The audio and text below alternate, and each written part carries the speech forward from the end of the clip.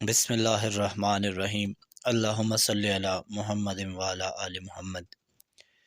حضور نبی کریم صلی اللہ علیہ وآلہ وسلم کی زندگی کا ایک ایسا واقعہ کہ جس سے یہ بات ثابت ہوتی ہے کہ انسان تو انسان، جانور بھی آپ صلی اللہ علیہ وسلم کی نبوت، آپ صلی اللہ علیہ وسلم کی جو عظمت تھی اس کی گواہی دیتے تھے۔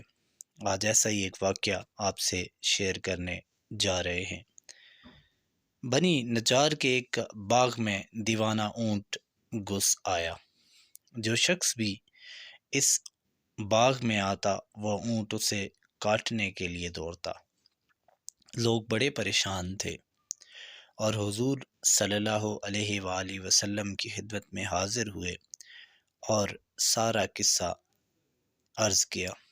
حضور نے فرمایا، چلو میں چلتا ہوں۔ چنانچہ حضور صلی اللہ علیہ وآلہ وسلم اس باغ میں تشریف لے گئے اور اس اونٹ سے فرمایا، ادھر آؤ۔ اس اونٹ نے جب رسول اللہ صلی اللہ علیہ وآلہ وسلم کا حکم سنا تو دوڑتا ہوا حاضر ہوا اور اپنا سر حضور کے قدموں میں ڈال دیا۔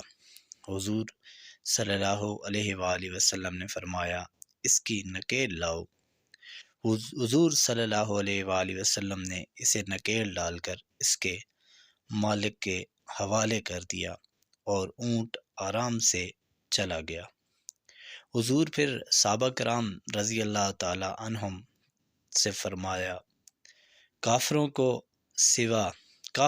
کے سوا مجھے زمین و آسماں والے سب جانتے ہیں کہ میں اللہ کا رسول ہوں۔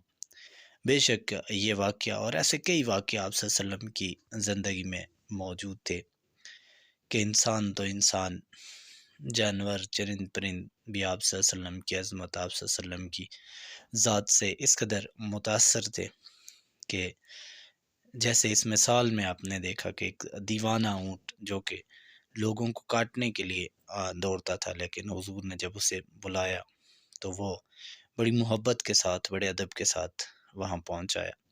اللہ تعالیٰ سے دعا ہے